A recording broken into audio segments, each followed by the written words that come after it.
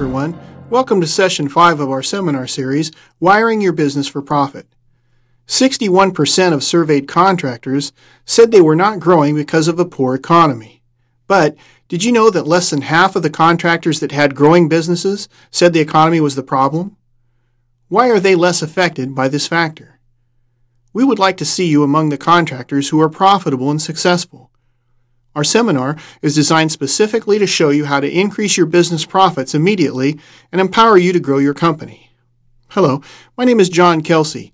I'm an industry consultant and the national trainer for Hard Hat Industry Solutions, developers of Rhino, a web-based electrical estimating software program. I'm a 25-year veteran of the electrical construction industry.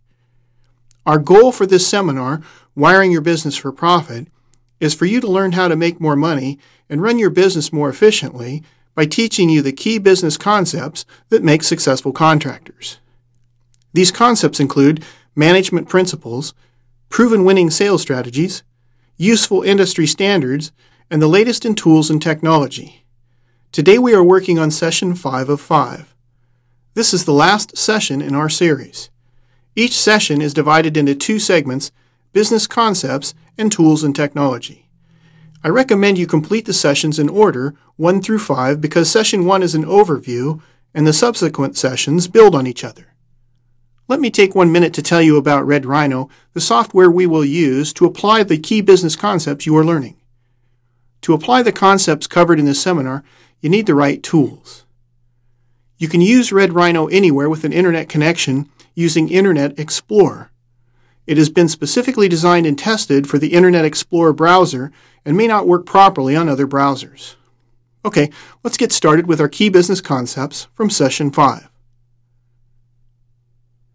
As per our instructions on the setup email, you should have printed out the 3 handouts and have them in front of you at this time. If you've not yet printed them out, please pause the video and do so now. Handout 1 presents the key business concepts. Handout 2 is an example of a professional-looking proposal. And Handout 3 shows examples of exclusions and qualifications. You will learn more about these today. First, we start with Handout 1 and present our key business concepts in our first segment. Now look at Handout 1, follow along with me, and fill in the blanks. We begin our session with an essential concept you must master to succeed in business. Number 1, business development. Business development consists of all the activities that lead to company growth. Many factors keep a business thriving. Factors like hiring good people, using an accounting system, getting competitive pricing from your wholesaler, etc. What is most important? My experience tells me that relationships are the starting point for all business development. Business starts with people that move your company forward. Without relationships, you do not have a business. Business starts with the development of relationships. Now, what that means to you is this. Relationships are built on trust, and trust is earned by responding openly and directly to people's needs. For instance, a customer needs an estimate, and you respond by providing him with a clear, accurate, and competitive estimate in a timely manner. These actions are relationship builders. So, we can say that relationship development is synonymous with business development. And the success of your business depends on building 3 types of relationships. You will recognize the first type of relationship required to develop a business, customer relationships. They are the lifeblood of your business and are the reason for your company's existence. But of equal importance is the second type of relationship, your employee relationships.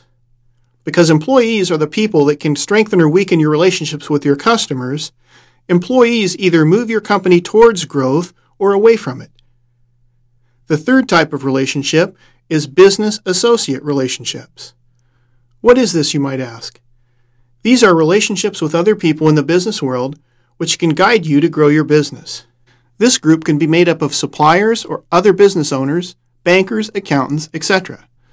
These people may be in your industry, but do not have to be because you can learn from experts in any field.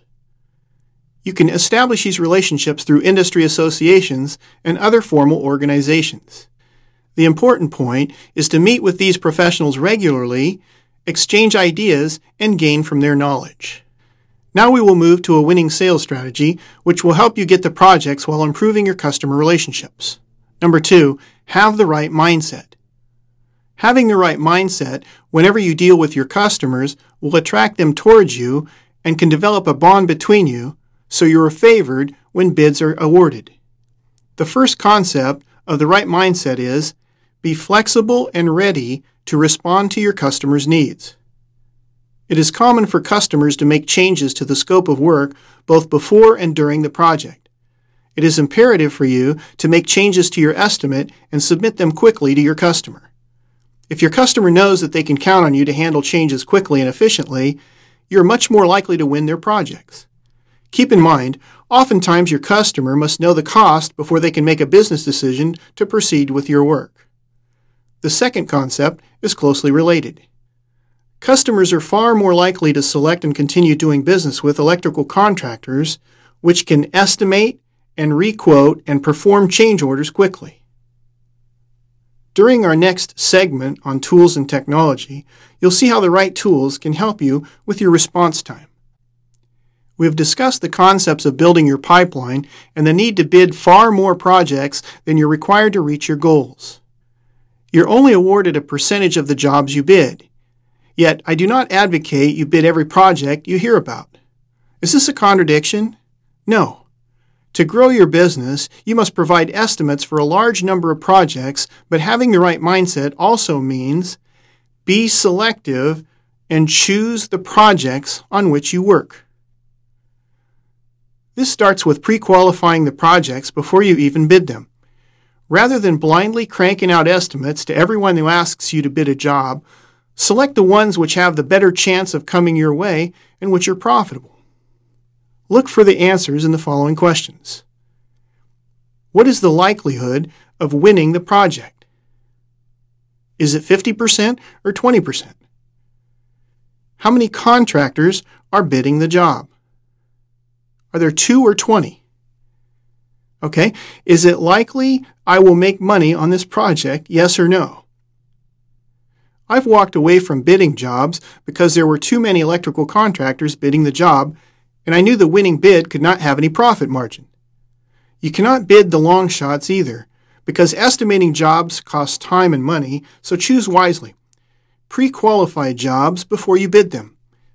As we discussed in Session 3 covering business process reengineering, your business needs to be efficient and effective, so bid smarter and not harder. I'm often amazed at the assumptions some contractors make when contacted by a customer for a bid. They bid to anyone. They assume that all bid requests are equally urgent. Keep in mind, you should always deal with the decision maker. Oftentimes, you'll be asked to bid jobs by persons other than the decision maker. Find out who decides which electrical contractor gets awarded the contract. Ask questions like, how does the decision-making process work in your company? Who must sign the agreements? Has the owner signed off on the requirements presented? Why should you deal directly with the decision-maker? Here are several reasons why. The decision-maker usually controls the budget, controls the project requirements, and the decision-maker usually has the authority to award the project. In contrast, keep in mind that the middleman usually controls nothing, has difficulty influencing the bid award in your favor, can easily influence against you, and cannot communicate your strengths as well as you can. You want to communicate that your company is the best choice to do the job, right? Do you think a middleman can communicate that to the decision maker as well as you can? Absolutely not. A middleman may misinterpret your intentions or capability. Here's a true story that happened to me. Once I was bidding a major air conditioning renovation on a high-rise building.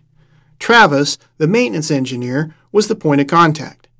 The building owner was the decision maker, but Travis assured us that the owner would go by his recommendations. Travis had a long list of requirements for the air conditioning system. After several planning meetings and site visits, We presented Travis with a preliminary price only to find out that our estimate was way over budget. After further discussion with Travis, we came to realize that Travis was giving us his wish list for the project and not strictly what the building owner wanted. Had we insisted on talking to the owner, we would have saved much time and effort. Find out who the decision maker is. Talk directly to them to determine exactly what they want. You do not know if a third party is accurately communicating the owner's needs, and ultimately, middlemen cannot award you the project. Have you noticed that customers often tell you everything they have for you is urgent and important? Well, here's a revelation. It's not. The truth is, you set the priority. But you may say, we've talked a lot about responding quickly to customers' needs and building relationships. That has not changed. What you have to consider is whether or not your customer's priority is the same as yours. Give priority to a customer who values your relationship, pays on time, and wants you to make money. But customers who do not give importance to these things should not have you jumping through hoops. Beware, though, even good customers can miscommunicate priorities. So let's take a look at some simple questions to help you set your priorities. When do they need a price? Before agreeing to bid a job, you must know when they need a price. Does that give you enough time to estimate the project? If you're too busy to bid their project, thank them for the opportunity to bid their project, apologize for not being able to fit it into your estimating schedule, and pass on it. When does the job start? If you find that the job starts at a time when you have several other jobs starting and you do not have the manpower or supervision staff available, then pass on bidding the job. It's a low priority. How long is the job? Determine if there is job compression. Job compression occurs when there's a tight schedule and much work must be done in a little time. It often requires you pay overtime, increasing your cost of labor. Make sure you can meet the scheduling demands of the project and add more money to both labor and profit. You can give this kind of project a higher priority if you can make more money. Business comes to those who seek it, so be proactive. How? Number 1, follow up with the decision maker. Verify that they received the proposal so you know it didn't fall into some black hole. If you faxed it or emailed it, call them to make sure they received the fax or email. It's surprising to me how many people do not follow up immediately to find out if the deliverable was received by the intended party. After you, number 2, confirm he received your proposal, then allow him time to review it and call him again to see if they need any clarification and find out when they will award the job. Number 3, ask questions to the decision maker. Ask your customer if your price was within their budget. If there were other bidders, ask them how your price compared. If they tell you that your price was high, ask them how far off your price is. The more information you get from them, the better. If you believe you can still compete with the number they give you, tell them you will sharpen your pencil and see what you can do. Your objective is obviously to win the bid, so follow up with the decision maker and find out what it takes to get the job. Number 4, ask him what it will take. I've asked my customer directly, what will it take for me to get this job? They may come back with an answer that surprises you. Maybe they just want assurance that the job can be completed in their compressed timeline. Maybe they have a certain budget they have to meet, and if you can hit that number, you get the job. If you're proactive and follow up, you're in a better position to meet their needs and get the job. Now we will look at our last business practice applied by successful contractors in our industry. They all place close attention to, number 3, the proposal. They build the proposals brick by brick. Not only is the proposal used to convey that your company is the best choice to do the job, it also can protect you and your profits. A good takeoff, entering project information into your estimating system, and an estimate review are the foundation of a quality proposal. But the proposal itself needs some other important elements. Take a look at handout 2. This is an example of a professional-looking proposal. Notice that this proposal clearly presents the total cost of the project based on the bid request. But bid requests often do not provide all the information or the specific responsibilities assigned to the electrical contractor. So in addition, the proposal also presents 3 sections which clarify your responsibilities and help ensure your profitability. These are inclusions, exclusions, and qualifications. Now, as the name implies, inclusions specify items, materials, or tasks that are included in your price and part of what you are delivering. For instance, you may elect to show an exact count of items you're providing, such as what you see on handout 2. 1 3-pole 100-amp breaker installed in panel M1. Power outage is required for breaker installation. 1 3-phase 45 kVA transformer installed in electrical room number 207, etc., etc. The purpose of this section of your proposal is to show precisely what you will provide in the job. Do not use all-inclusive statements or words such as all, any, or every when defining what you will include. All means all, and you'll be held accountable for this statement whenever there is a problem with the project. If you make a statement like we provide all light bulbs, the customer can think that your price includes relamping their entire facility. Spell out exactly what you're including without using absolute terms. This provides clarity and reduces your liability. Of equal importance in the proposal is to clearly define what you do not do as part of your project work.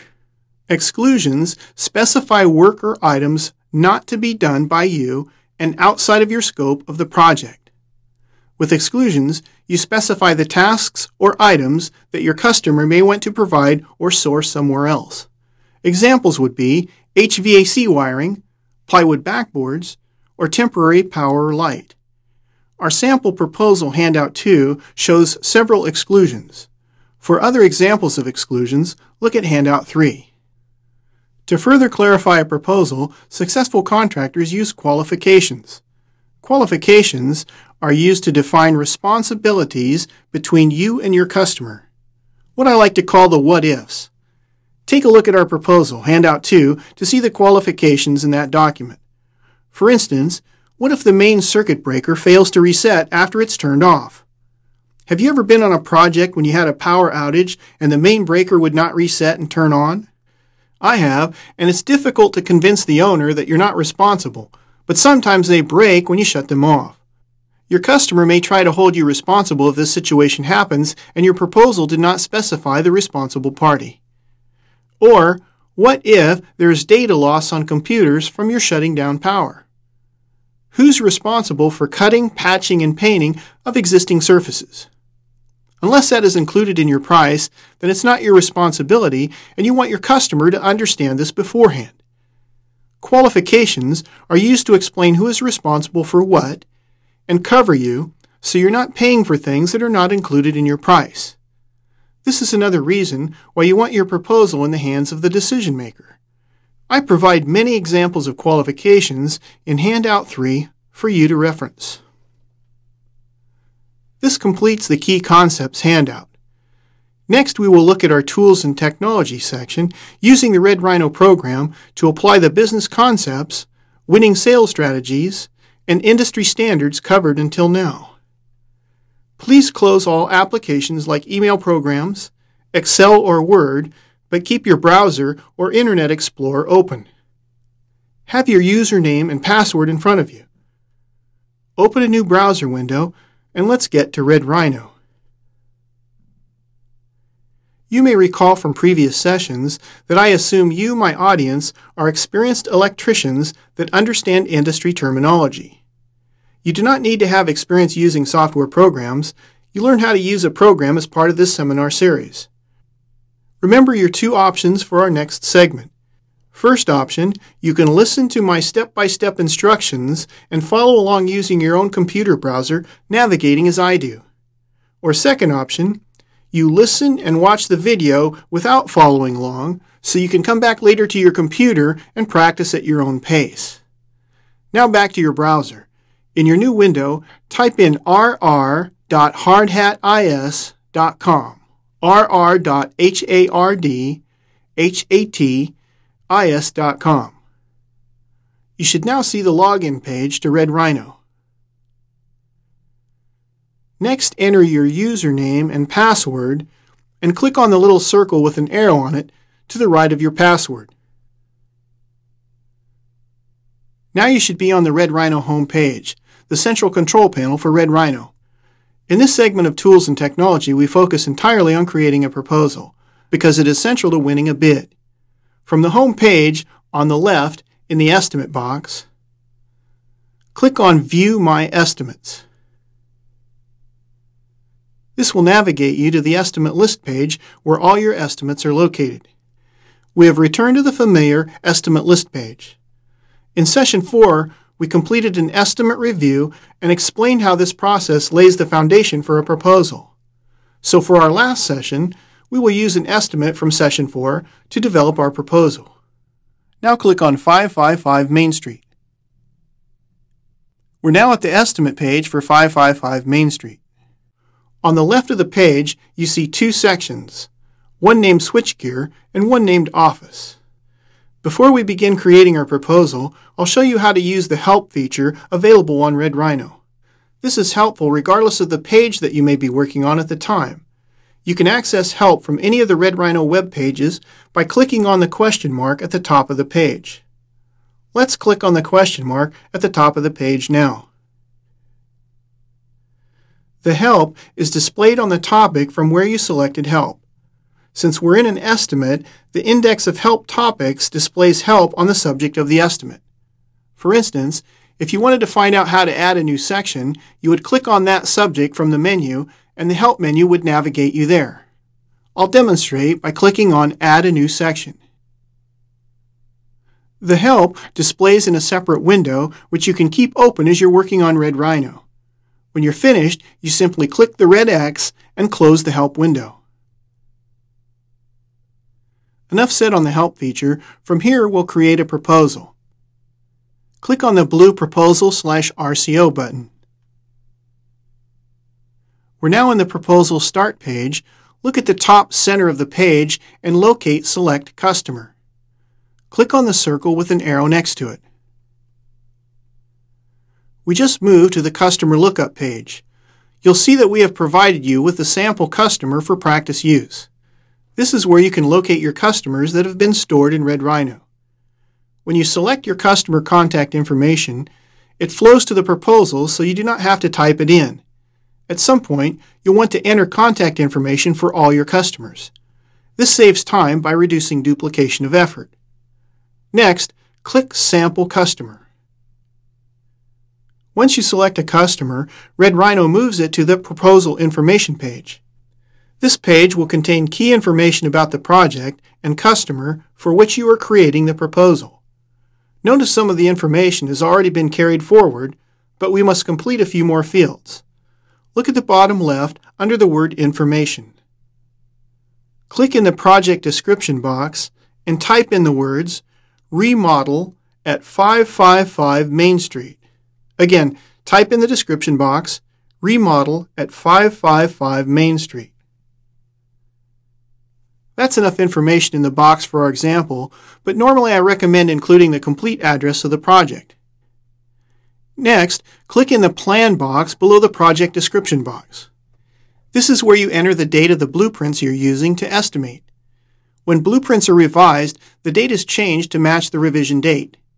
It's important to enter the date of the blueprints used for your bid so there's no confusion about what revision you used.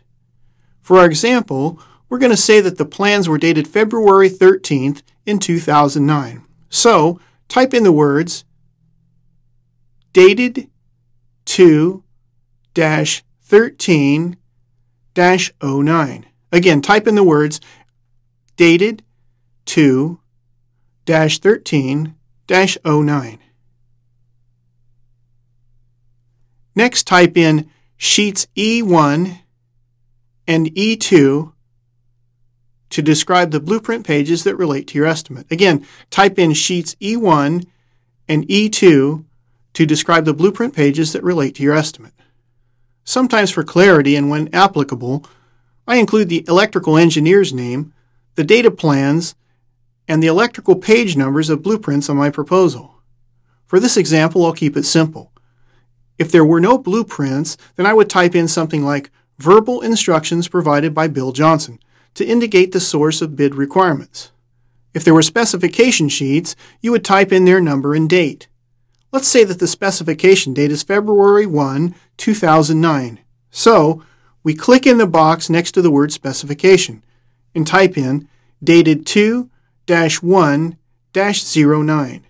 Again, type in dated 2-1-09. To the right of the fields we just used, and in the center of the page, are 3 checked boxes for union, bonded, and MBE.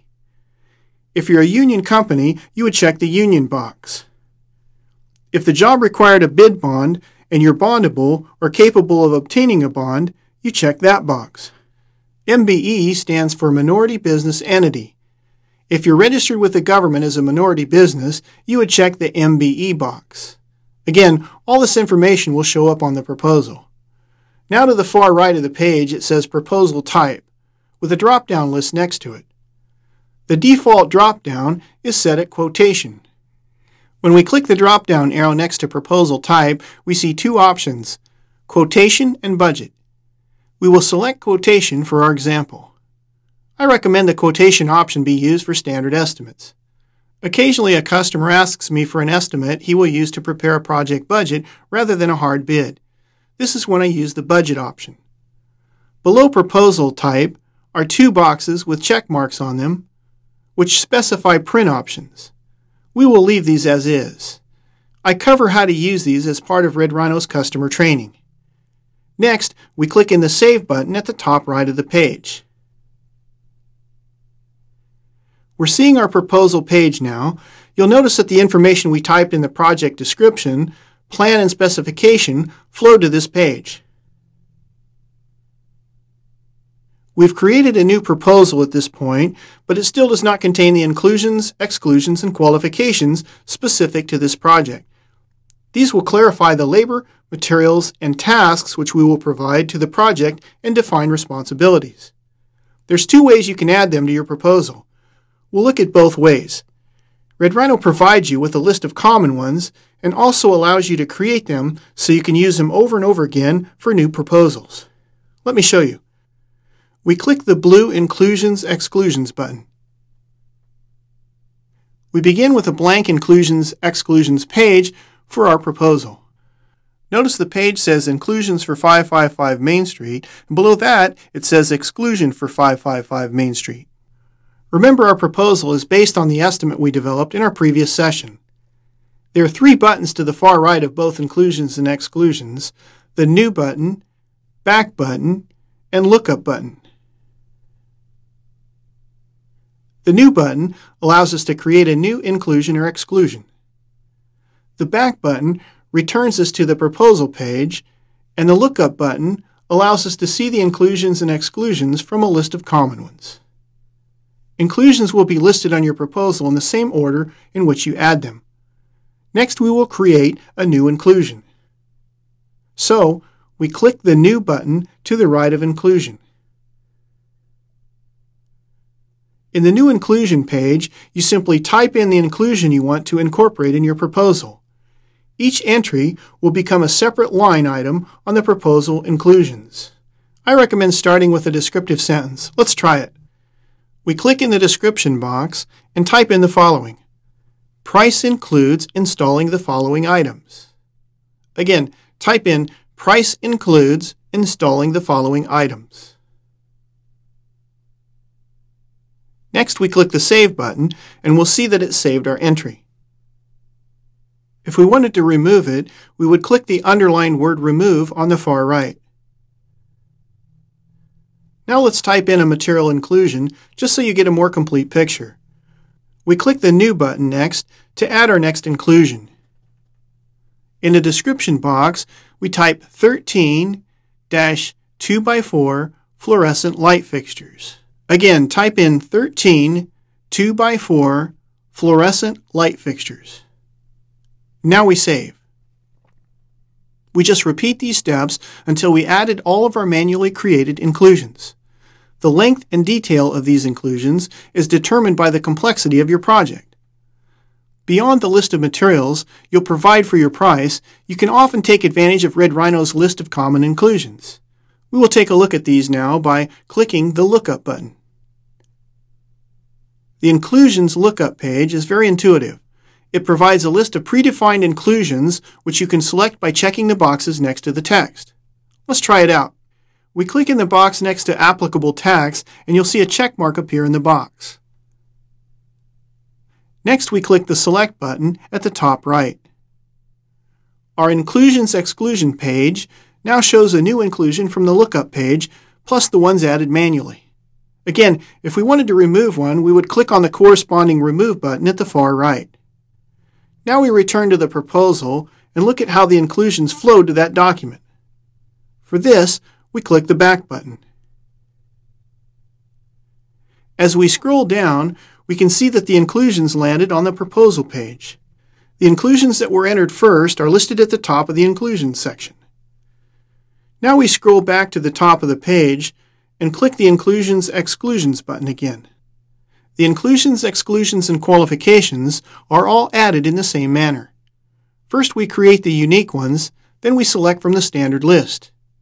I'd like to make an observation. It does not matter the order in which the exclusions and qualifications are listed on your proposal.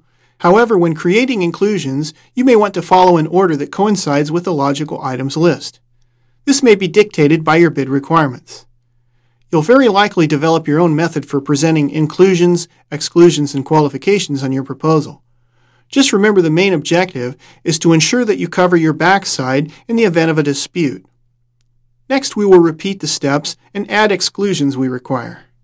We click on the New button to the right of Exclusion. We just opened the New Exclusions page. Now we click in the box and type in the words Fire Alarm, because we will not be responsible for this item on the project. Again, type in Fire Alarm. Next, we click the Save button. Our first exclusion has now been added to our Inclusions/Exclusion page. For good measure, we'll add one more. For this project, we're not responsible for trenching. We click the New button once more. Click in the box and type in the words trenching. Again, type in the words trenching. And click the Save button. Next, let's choose exclusions from the standard list. We click the Lookup button to the right of Exclusions, and it takes us to a list of predefined exclusions. As with the inclusions, we see a list of common project exclusions from which we can select. We will select several to demonstrate how easily this works. In the boxes to the left of Description, we check the top 3 exclusions. Next, we click the Select button. Our Inclusions and Exclusion page now contains our new selections. From here we can click on either Back button to return to our proposal page. Next, from our proposal page, we'll add a few qualifications. Click on the blue Qualifications button at the top of the page. Qualifications are added just like we did with inclusions and exclusions. In this case, we'll just pick from the predefined list. We click the Lookup button.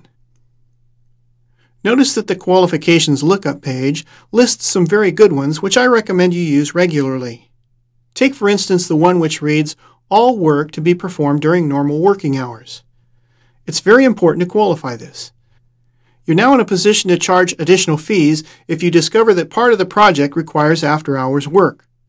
Another favorite of mine is the one that reads, Customer is responsible for backing up of all data storage systems. We are not liable for data loss. Use qualifications to clearly assign responsibilities and protect your profitability. From the Qualifications Lookup page, we will check 2 qualifications. Next, click the Select button. From the Qualifications page, we now click either Back button to return to the Proposal page. We'll wrap up our segment on tools and technology with one of my favorite Red Rhino Expedite features. Now that we've completed our Session 5 proposal, the only thing we are missing is to get this proposal to our customer.